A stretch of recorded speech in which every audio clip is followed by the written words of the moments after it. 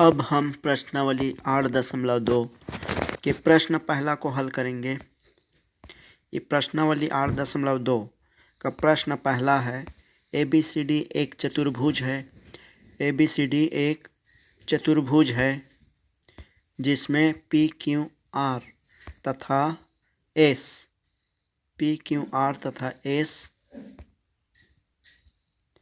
क्रमशः भुजाओं AB, BC, CD तथा DA को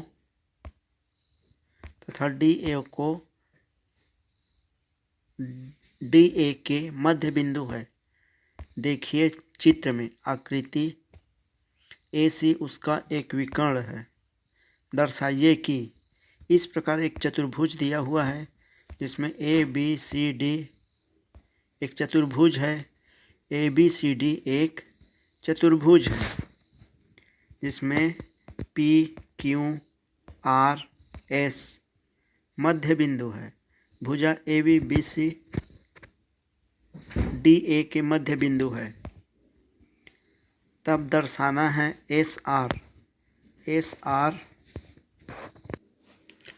SR समांतर SR समांतर SR समांतर AC बताना है। SR समांतर AC बताना है तथा SR आधा होता है AC का। SR आधा होता है AC का, ये बताना है। दूसरा बताना है PQ बराबर P और Q, PQ बराबर SR, PQ बराबर SR बताना है। और PQRS एक समांतर चतुर्भुज है। PQRS एक समांतर चतुर्भुज है। PQRS एक समांतर चतुर्भुज है। आगे प्रश्न को हल करेंगे। दिया है, सबसे पहले दिया है लिखेंगे। दिया है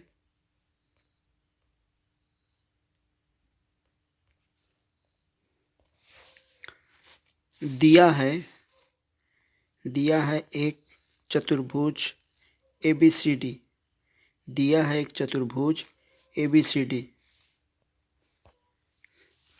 दिया है एक चतुर्भुज ABCD जिसमें PQRS भुजाओं AB, BC, CD और DA के मध्य बिंदु है। हमें एक ABCD एक चतुर्भुज ये दिया है, एक चतुर्भुज ABCD दिया है, उसका मध्य बिंदु PQRS है। उसका मध्य बिंदु PQRS है। इस प्रकार मध्य बिंदु हमें दिया है। ये PQRS एक मध्य बिंदु है। AB, BC, CD, D एक मध्य बिंदु है। साथ ही AC इसका एक विकर्ण है। AC एक विकर्ण है। AC एक विकर्ण है। हमें दर्शाना है SR। ये SR समांतर है AC, SR समांतर है AC और SR आधा होता है AC का। ये AC विकर्ण का आधा होता है, हमें दर्शाना है। दूसरा दर्शाना है PQ, P और Q, PQ बराबर SR, PQ बराबर SR, PQ बराबर SR। हमें आगे दर्शाना है तीसरा, PQRS एक समांतर चतुर्भुज है। PQRS एक समांतर चतुर्भुज है। इस प्रकार हमें बताना है कि PQRS एक समांतर चतुर्भुज है। तो भुजा को समांतर बता देंगे तो समांतर चतुर्भुज सिद्ध हो जाएगा। अब आगे शुरू करते हैं इसी को। त्रिभुज ACD में ACD देख सकते हैं। त्रिभुज ACD में AD एक मध्य बिंदु है। A और D, AD मध्य बिंदु है। त्रिभुज ACD, ACD में ACD में AD का मध्य बिंदु, AD का मध्य बिंदु, S और CD का मध्य बिंदु R है। इस प्रकार इस चतुर्भुज में देखते हैं ये दोनों मध्य बिंदु है, ये दोनों मध्य बिंदु है। ACD में S और R मध्य बिंदु है। तो हम एक प्रमेय पढ़े हैं, कोई भी त्रिभुज के ये मध्य बिंदु होता है तो वो उसके समांतर होता है और आधा होता है। किसी त्रिभुज के दो भुजाओं के मध्य बिंदु को मिलाने वाली रेखा तीसरी भुजा की आधी व समांतर होती है। ये त्रिभुज में इस त्रिभुज में S और R मध्य बिंदु है। तो प्रमेय पढ़े हैं, कोई भी त्रिभुज के मध्य बिंदु को मिलाने वाली रेखा तीसरी भुजा के समांतर व आधी होती है। इसलिए SR समांतर होगा AC का और आधा होगा। SR समांतर होगा AC का और SR आधा होगा AC का मध्य बिंदु प्रमेय से। इसको लिखेंगे प्रमेय को पूरा। किसी त्रिभुज के दो भुजाओं के मध्य बिंदु को मिलाने वाली रेखा तीसरी भुजा के समांतर व आधी होती है। इसको मध्य बिंदु प्रमेय लिख सकते हैं। इस प्रकार शॉर्टकट मध्य बिंदु प्रमेय लिख सकते हैं। इसी प्रकार दूसरा, ये पहला सिद्ध हो गया, मध्य बिंदु प्रमेय से पहला सिद्ध हो गया। इसी प्रकार अब उसके उल्टा त्रिभुज में लेंगे ABC में ऐसा इस त्रिभुज में देखते हैं। ABC में इस प्रकार त्रिभुज में देखते हैं। त्रिभुज ABC में AB का मध्य बिंदु P है और BC का मध्य बिंदु ये है, P है और Q है। इसका मध्य बिंदु P और Q है, P और Q है। ABC में भुजा AB का P मध्य बिंदु है और भुजा BC का मध्य बिंदु Q है। इसी प्रकार तो लिख सकते हैं। इस त्रिभुज में देखते हैं, इस त्रिभुज में देखते हैं ABC में देखते हैं ये P और Q मध्य बिंदु है, तो इसमें भी मध्य बिंदु प्रमेय लग जाएगा। दो मध्य बिंदु को मिलाने वाली रेखा तीसरी भुजा के समांतर, यानी इसकी समांतर ये होगा और आधा होगा।